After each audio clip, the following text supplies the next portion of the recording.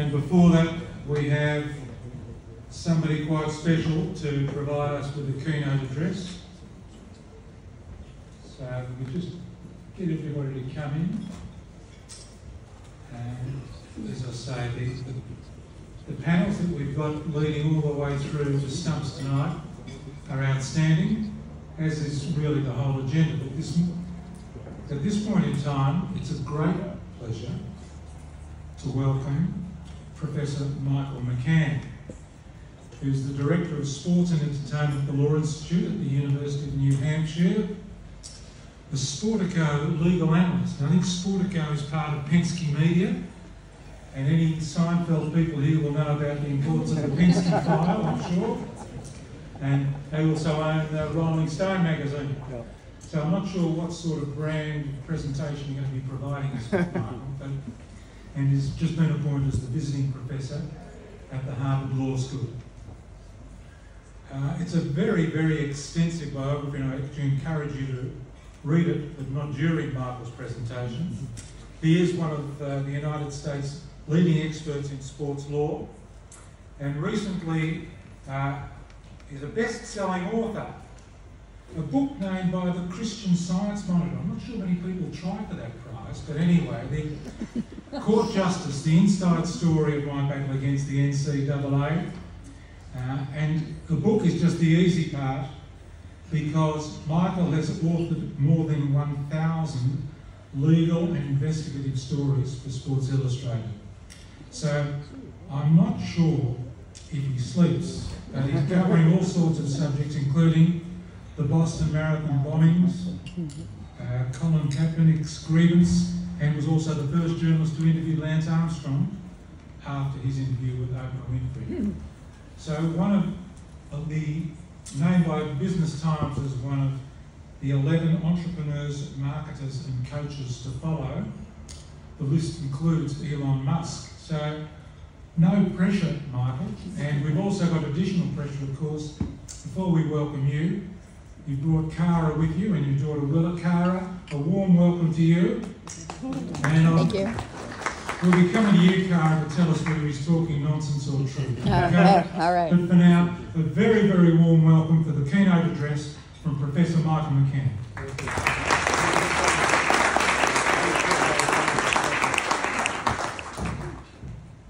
Well, thank you all very much. It's an honor to be here.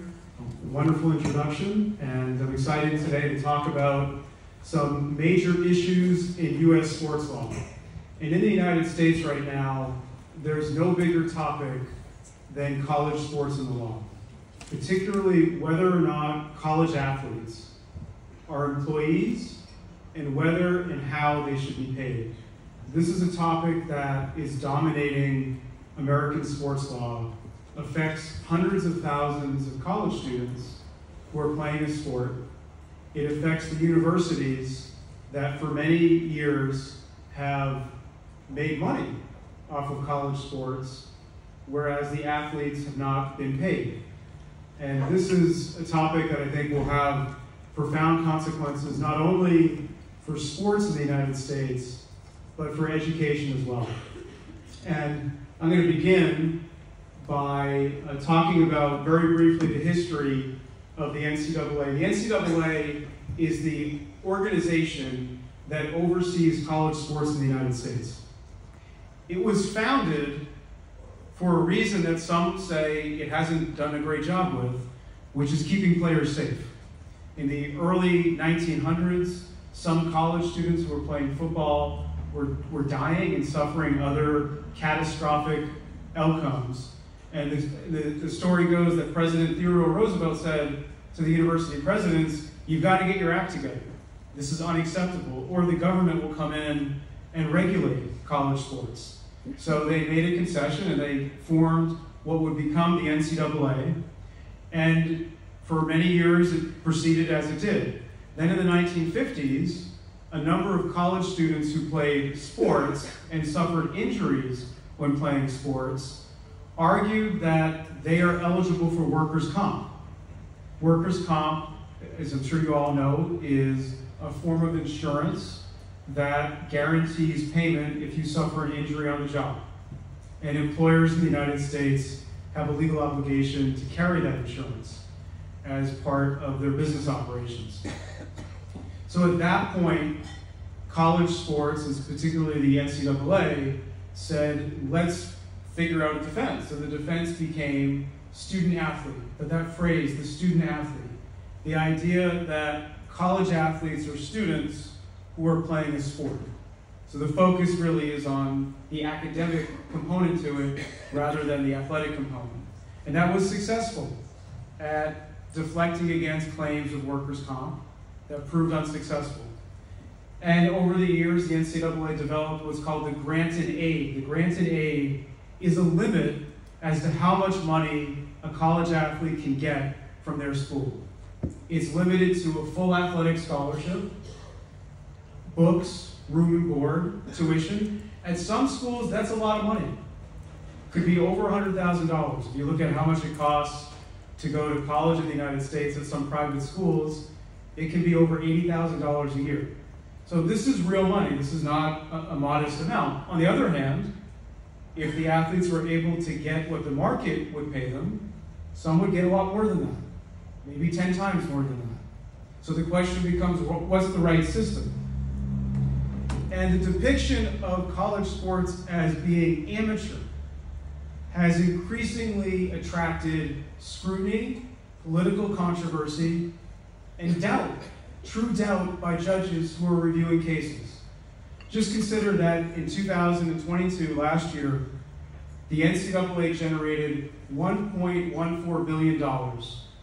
And that same year, the average salary for Division I, which is the highest division in the US for college sports, earned $1.75 million. And honestly, those are conservative numbers. I could have brought other data in, which makes it look even more profound, the amount of money being made. In 40 of the 50 states in the US, the highest paid person, you might think should be the governor, right? The governor of the state, the highest ranking government official, maybe somebody who deals with public health. Given the pandemic, that would maybe somebody who deals with security. Real important stuff. It's actually a college football coach or basketball coach at a public university.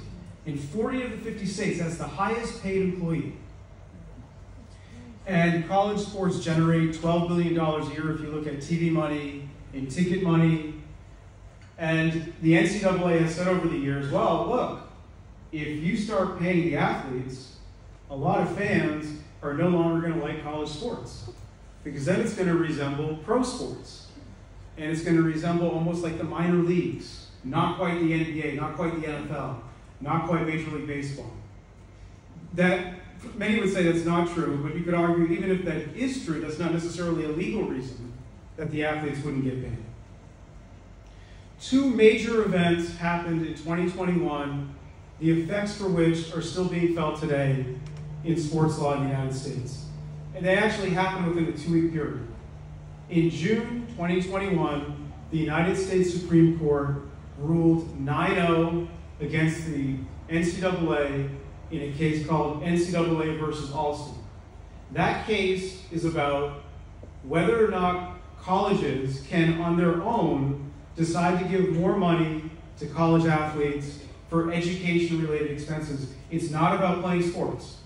It's about things like study abroad, cost for computers, things like that. And the NCAA had a set of rules. And when I say the NCAA, it's not really the NCAA, it's the NCAA and its member institutions. That's what creates the antitrust issue. The member institutions are colleges, right? At the University of New Hampshire, we compete with Boston College and Maine and Boston University for students. We compete for faculty. We compete in sports. That's what creates the antitrust issue. When we all get together and say, let's make sure the players aren't paid, that's what creates the antitrust problem.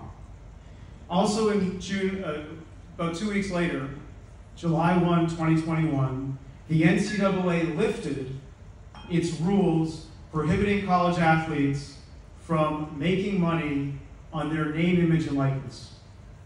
So name, image, and likeness is a phrase you've probably heard, NIL or NIL. It's gotten a lot of attention in the United States. And NIL is about ensuring that college athletes have the ability to get paid for an endorsement, or get paid to sponsor a tweet or a post on Instagram. For all this time, for over 100 years, college athletes have not been able to get paid.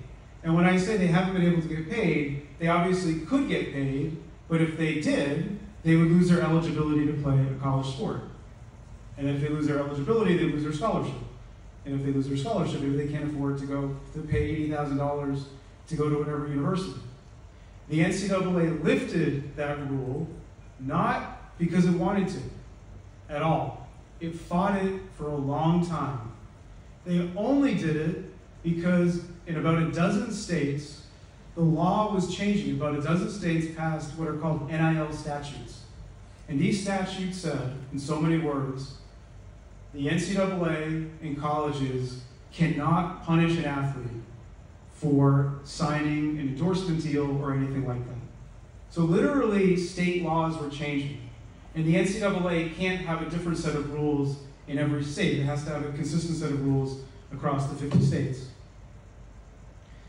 And in NCAA Alston, the Supreme Court case, again, it was about education. I think that's something that is sometimes overlooked. NCAA chose to litigate this case. They actually petitioned the Supreme Court to get a review of this case. And the basic argument that the NCAA had is that if colleges are paying college students, college athletes for education, it's going to create corruption, because schools will start to define everything as education. And everything will go under that moniker, and it will be a way of creating pay-for-play. But in the oral argument for the case, which is in March of 2021, it was clear almost immediately how profoundly the NCAA made a mistake in asking the Supreme Court to review this case. The Supreme Court in the United States, as many of you know, is predominantly conservative. About 6 of the 9 justices are considered conservative in that they were nominated by Republican presidents. But one thing to ask is, what does conservative actually mean? The NCAA's thinking, it's assumed, is that they thought conservative meant, well, they want to keep things the way they are, right? The traditions of college sports. Let's not rock the boat. Let's keep things as they are. But it was really clear, right when the argument started, that the Supreme Court did not hold that view at all. That the most conservative justices were actually the most critical justices of the NCAA's rule. Justice Clarence Thomas, maybe the most conservative, or one of the 2 most conservative justices. He asked, why is it that you don't let college athletes get paid, but coaches can get paid any amount? Now, there was actually a case on that. There was an antitrust case where the NCAA tried to limit coaches' salaries. But the fact that that was his question signaled immediate skepticism. Justice Samuel Alito, very conservative. He wondered, it sure seems that athletes are recruited, used up, and tossed aside. That they come to a university, they play there, and they make a lot of money for that school, and then they leave school injured, hobbled. And what happens to them then? Maybe they go to the NFL, but chances are they don't. Justice Barrett, she wanted to know, what is the definition of a student athlete? Is it someone, she said, who is not paid? Are you saying consumers love watching unpaid people playing sports? Pretty good question. Justice Kagan, the former dean of Harvard Law School, considered a moderate justice, she described the NCAA as a cartel. That the NCAA and its members joined hands to prevent the athletes from being paid. Justice Kavanaugh, though, was by far the most aggressive in challenging the NCAA. And honestly, nobody expected this. Justice Kavanaugh is a big college sports fan. If anyone we thought would be conservative in the sense that let's keep things the way they are, it was him. And he was just the opposite during the oral argument. He said antitrust laws should not be a cover for the exploitation of student athletes. Schools are conspiring with competitors to pay no salaries to the workers, who are making billions of dollars for the school on the theory that consumers want the schools to pay the workers nothing. That seems entirely circular, he said, and somewhat disturbing. The one justice who was actually supportive of the NCAA is Justice Breyer. He worried that if the Supreme Court weighs in on this, that there will be unintended consequences for college sports, that we will see pay for play. We will see college athletes get compensated in direct ways. Justice Sotomayor was somewhat ambivalent. She worried about how is it that we're not going to destroy the game as it is. Nonetheless, the Supreme Court ruled 9-0. I mean, this is a Supreme Court, as you probably know, you've got some really different viewpoints on things. And yet they all agreed the NCAA was breaking the law. Very conservative, very progressive, centrist. When they all are saying the same thing, if you're the defendant, that's not good. And Justice Neil Gorsuch wrote that this is price fixing. This is price fixing. These are competing businesses, the colleges, joining hands to prevent any individual college from choosing on its own to pay an athlete for education-related expenses. Again, it's not paying the athlete to play a sport. It's paying him or her for the computer fee, to go study abroad, things that are education-related. Justice Gorsuch also made clear that conferences can do their own thing. So conferences are really important in U.S. college sports. Conferences are associations of colleges that play, it's like a league. They play together, play most of their games against each other. They have their own playoff system. And Justice Gorsuch said, schools can do as they wish when they're part of a conference, that's not problematic. So when the NCAA, in its roughly 1,200 members, act to restrain competition in some way, whether it's not paying an athlete for something. And when I say not paying an athlete, it's really about saying the individual school can't choose to pay. That's the issue. So I work at 2 law schools. This semester I'm at Harvard Law School. Harvard University has an enormous endowment. I don't know what the number is. You can Google it. It's a lot. University of New Hampshire, we have an endowment as well, but it's not nearly as large. And our economics are very different from Harvard. UNH might not be able to pay for education-related expenses. That's okay. The antitrust problem is if UNH, Harvard, BC, BU, go down the list, all agree that no one can pay. That's where the problem presents itself. So since the Alston case, we have seen other matters come up. Recently, a group of athletes at Brown University, which is in the Ivy League, sued the Ivy League and all of its members. The Ivy League is the one Division I conference, so it's the top level division, where the schools get together to agree that athletic scholarships are not paid. So no athletic scholarships at Ivy League schools. And the thinking is that if you go to an Ivy League school, sport is really an activity. It's part of your education. You don't have to go to an Ivy League school. If you want to go play for a quasi-pro team, you don't go to Brown. Don't go to Harvard. Don't go to Princeton, etc. So the players, though, are arguing that it's an antitrust violation when the members of the Ivy League get together and restrain what any of them could pay the athlete because there's no athletic scholarships. Now, what's interesting about this case is that it's really a direct successor to Alston in the sense that in Alston, Justice Gorsuch said, conferences have the capacity to do as they wish, which the NCAA has noted in its defense pleadings. That, wait a second, the Supreme Court just said conferences have the discretion to do as they would like. But what's interesting is the conference situation in the United States is rapidly evolving. How many of you have heard of the phrase the Power Five? Okay, several of you. The Power Five refers to the 5 biggest conferences in the United States for college sports. There are 65 member schools among the Power 5 conferences. They include the Southeastern Conference, the Pac-12, which is actually sort of collapsing as we speak, for a reason I'll mention in a second, and a few others. The Power 5 conferences generate the most revenue in college sports. Many of the players who turn pro go to the Power 5.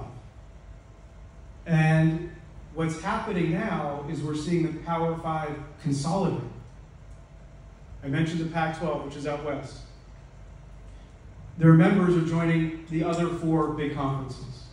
And there's thinking that really we're going to see those 4 whittle down to 3 or 2.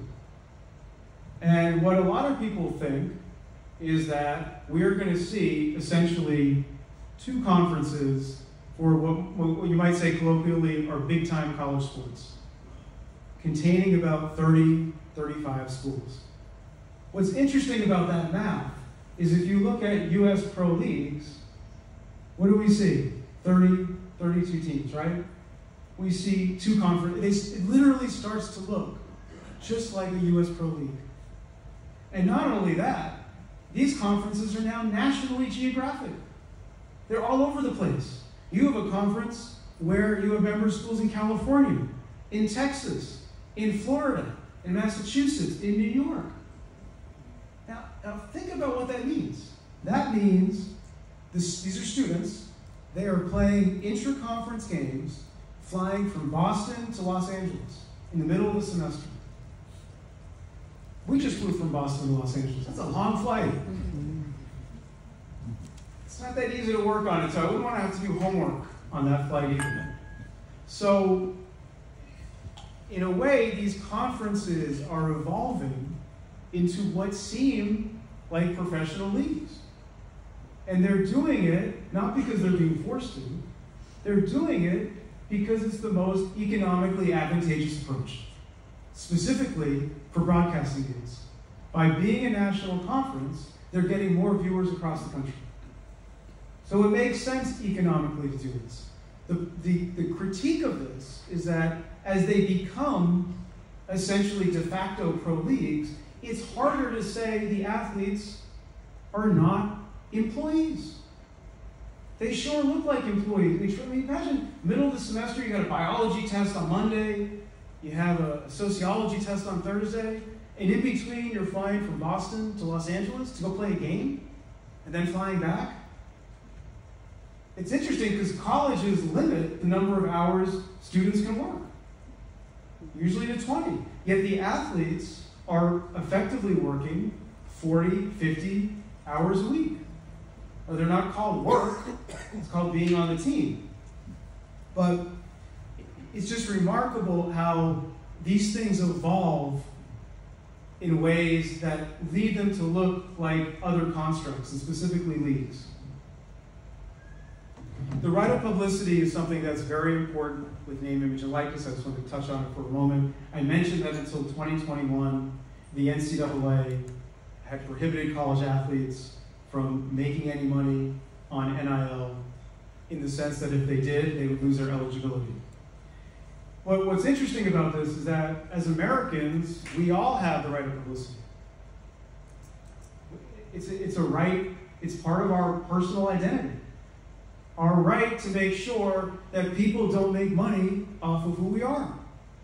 Our name, our image, our likeness, or maybe our voice. Not mine.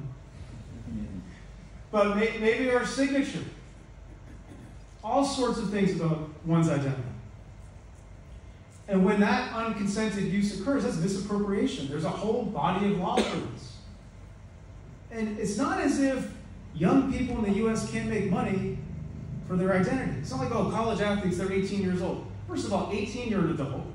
But secondly, there are children actors and musicians. There are pro athletes in other countries who are much younger than 18 that are making money. Look at soccer, right? Very young people making money in soccer. In the United States, though, we associate college sports with education in a way that probably, when it was created, people didn't necessarily think through what it would become, which is really a commercial enterprise. There's no federal right of publicity. It's based on state law, and it varies by state. In some states, it lasts a period of years. In other states, it can last after you die, which is relevant if you're a celebrity, if you're John Lennon's relatives or something like that. It can be worth a lot of money. So has NIL morphed into pay-for-play? This is a big question right now in the United States. There was an athlete recently who said he was offered $1.5 million to transfer colleges. Now that's of course not allowed under NCAA rules. Pay-for-play is not allowed. So when I say NIL, that means the athlete gets paid by some third party, an endorsement team. Not the college, but some third party. Maybe the local pizzeria. And it may be something pretty modest, like free pizzas, something like that. But what we're seeing is that a number of colleges are associated with something called collectives. Collectives are groups of alumni who have banded together to essentially recruit athletes to go to their favorite school. And one athlete said he was offered $1.5 million to transfer from one school to another. That's really not name, image, and likeness. It's really nothing to do with one's identity. It's about paying them to go to a school. So as I mentioned, collectives are groups of boosters who arrange what they purport to be NIL deals, inducing somebody to go to a college.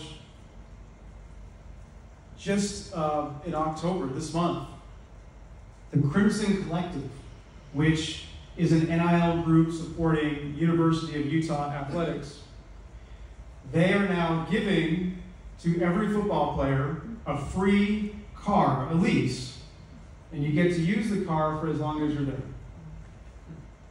Each of the 85 players gets a car worth $61,000 US. Now, in a way, it's nice that everyone's getting one, right? It's not just the quarterback, it's not just the star. But it's also not clear what that has to do with name, image, and likeness. It sure looks like an inducement to go play at the University of Utah, or conversely, not to transfer somewhere else. And the NCAA has not done really much about this. And the NCAA is afraid of policing this because of that Alston rule. The NCAA is worried about antitrust litigation. Enforcement of restrictions on pay-for-play could lead to further antitrust litigation.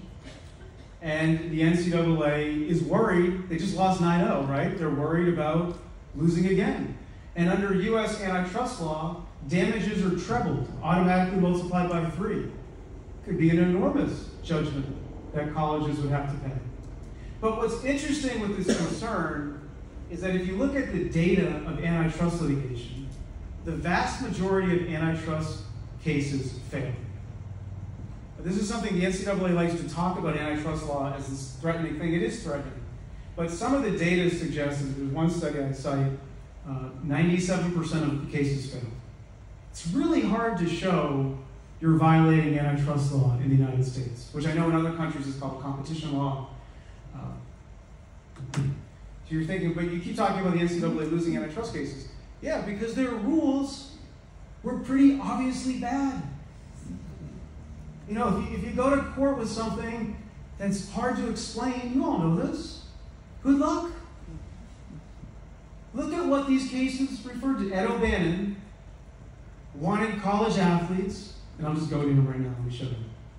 Ed O'Bannon, former NBA player, he played in the pros for dozen years, made a lot of money, he retires, he's living at home with his family in Las Vegas. A buddy of his tells him, hey, Ed, my son just paid $60 for this video game, and you're in it. And Ed said, why would I be in a video? I'm just a retired player. So, well, you're like the best player in it because it's you from college. He said, well, I had no idea I'm in a video game. And he went over there and he saw himself, and he was really the best player in the game, which initially is flattering, but then Ed thought, it's kind of weird that nobody asked me, but what about all my teammates? They're in the game too. What about most of them never made any money playing basketball? What about them? And he brought a case, and he won. And I'll just plug my own book with Ed, that's Court Justice. If you're interested in that story, you can read more about it. Let me get back. But he just wanted athletes to be treated like fellow human beings when they're in video games. It's not exactly sort of this profound request. It's also not that complicated. I always think if I can tell my parents what I'm doing and they get it, that's a powerful point. Not putting people in video games without their consent is kind of an obvious thing. Shane Alston, what did he do? He just wanted money for education-related expenses. The NCAA talks about education, and then you have a case about education-related expenses, and he doesn't get paid. Well, that doesn't really add up much. The point of this is that the NCAA's rules that have fallen prey to litigation were really bad. And I actually think if the NCAA had fairly reasonable rules, they would win their cases. If you look at the data, very hard to win. And why does this matter? Well, this year, a number of states have passed laws, including Texas, Missouri, and Oklahoma, where there are a lot of good college sports programs.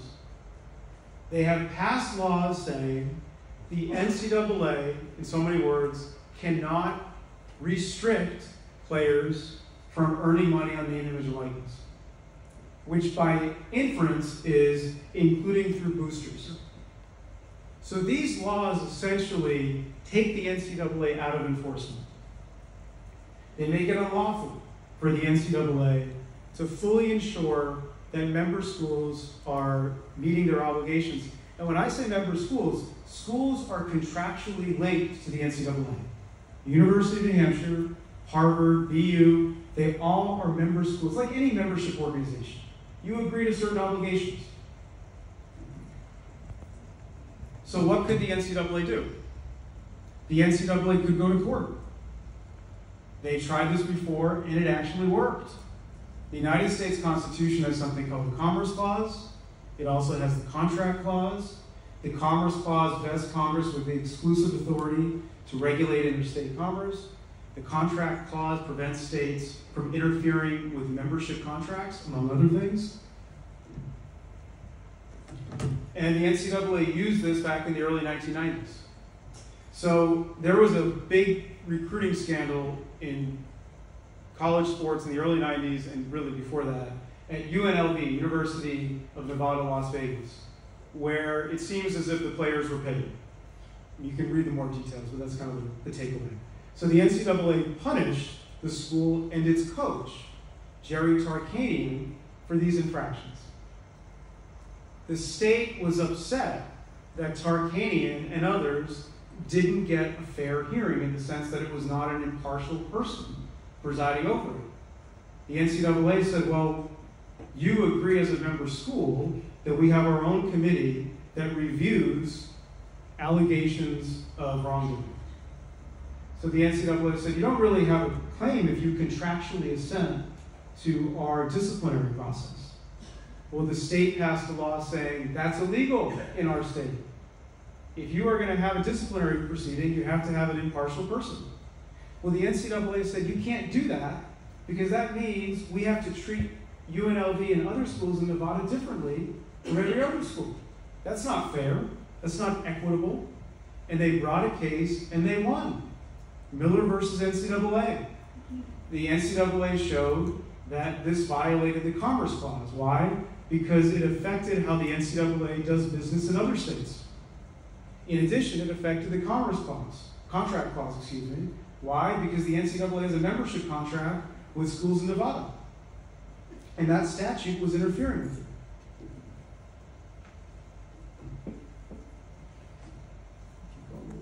Let's do a couple, I'm going to go through these a little quickly. In-rate college NIL litigation. College athlete litigation. So what is this case about? This is a case going on right now, out in California. And the basic of this part of this case is this.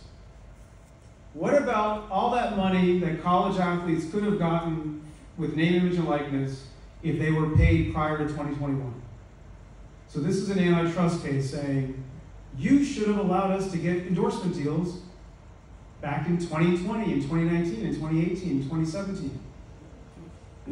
And you, the NCAA and member schools, are competing businesses who join hands to prevent us, the athletes, from getting paid. The athletes also want something else, which is a real game changer. They argue there's something called BNIL, broadcasting name, image, and likeness. And the idea is that why aren't college athletes paid to be on TV? Pro athletes are paid. Why aren't college athletes paid? Now the NCAA has said, well, wait a second. Pro athletes don't get a set fee for being on TV. The players say, yeah, that's true. That's because the players are employees. And they're in a union that negotiates money from broadcasting for compensation. So you're comparing apples and oranges. Yeah, they don't get a check for being on ESPN. That's true. But they do indirectly because the players get 50% of the revenue. And it's dispersed among the players in the union. Now, bad news for the NCAA is before the same judge that ruled against them in Alston and O'Bannon, and based on a hearing that just happened the other day, well, I wouldn't be too optimistic if I were the NCAA. Just a hunch. Our college athletes employees. This is obviously a huge topic that I'm not going to tackle in the waning minutes, but I will say this. There are 3 things going on right now that could lead to college athletes becoming employees. The first is a case called Johnson versus NCAA. It's out in Pennsylvania. It's now before the U.S. Court of Appeals for the Third Circuit. And the case is under the Fair Labor Standards Act, the FLSA. The FLSA is a federal law that guarantees minimum wage and overtime pay for certain workers. It doesn't mean you're going to make $1 million. It doesn't mean you can form a union. It literally is about minimum wage and overtime pay if you work more than 40 hours a week. And the players say, wait a second, we have classmates who have scholarships, like us, and they're on what's called work study. Work study is they're going to college and they have a job for the university as part of their financial aid, and they're making money to help pay for things. We have work study classmates who are literally working at our games, at the ticket counter, handing out soft drinks, helping you get to your seat. Why are they paid when we're on the field or on the court or on the rink and we're not getting paid anything? Why don't we at least get that?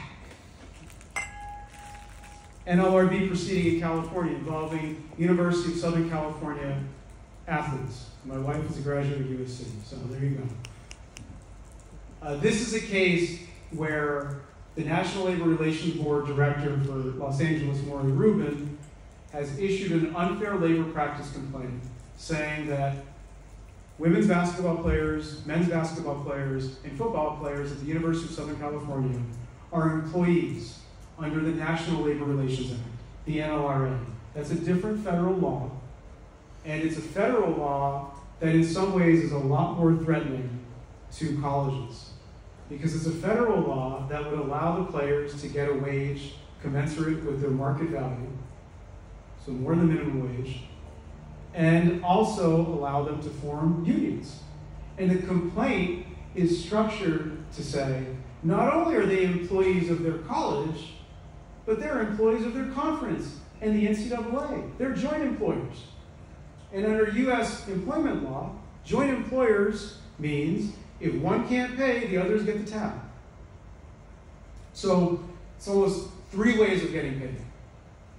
There's a hearing coming up next month involving this in California.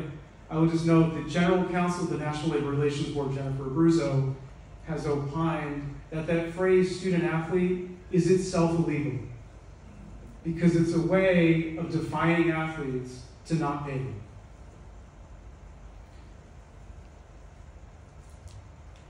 Dartmouth. Dartmouth is an Ivy League school in New Hampshire, and the players at Dartmouth, our men's basketball team, have petitioned to form a union. Now, a lot of people, including me, were surprised by this. This just happened about a month ago. Surprising because Dartmouth is not really an elite. I mean, anyone here go to Dartmouth before I start? It's a great basketball program. No, it's look, it's not exactly Duke when it comes to basketball, and the players on the team, you could argue, are more students than necessarily athletes. And yet, what's interesting is if these players win, it would really mean any athletes, you could argue, are going to be employees. In a way, this case, the small town in Hanover, New Hampshire, it's about an hour from University of New Hampshire, Franklin Pierce School of Law. This case is actually the one that might be the most frightening for the NCAA. Last year, ticket sales at Dartmouth basketball were $26,000. I don't know what the conversion is to the Australian currency, but it's not a lot. And how could they be employees? Not only that, they're not paid a scholarship. They're part of the Ivy League. Well, the players say, wait a second. We get other forms of compensation. We get equipment.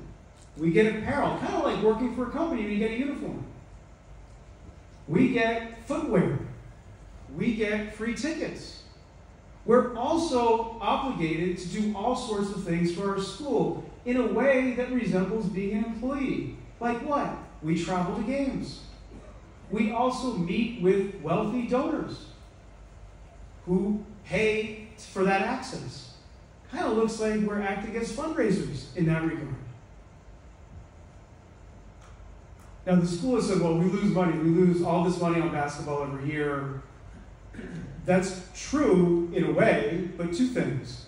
One, it doesn't necessarily matter. Whether somebody's an employee isn't contingent on their business being profitable. That's not the test. It's good if you're profitable. That's not the legal test. Secondly, the players say, you're really missing the picture when you use that math. If you just look at $26,000 in ticket sales, sure, we don't make money. But what about all the money we bring in through fundraising? What about the fact that the university just got a $50 million gift from a wealthy donor who's a big fan of the basketball team? How does that figure into that? Or what about the fact that the basketball team helps recruit students to go to the school?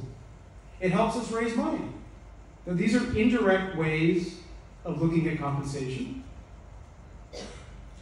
The NCAA is now, this has just happened yesterday, the NCAA is now asking Congress for help.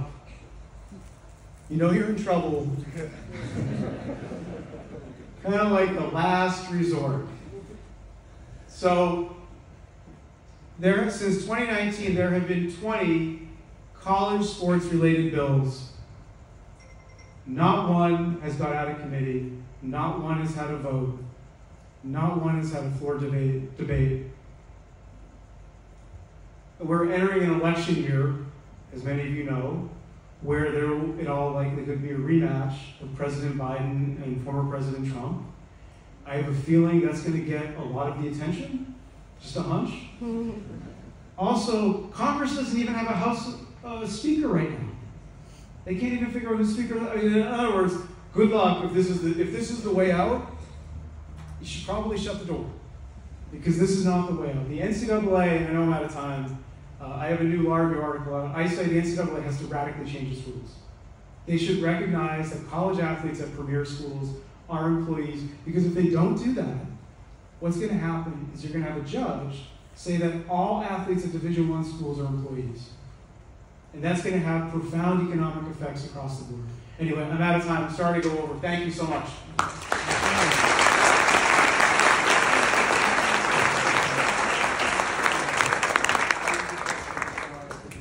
He didn't do questions, but he is hanging around. I mean, he's come all this way. He's not. He's going to be here for both days.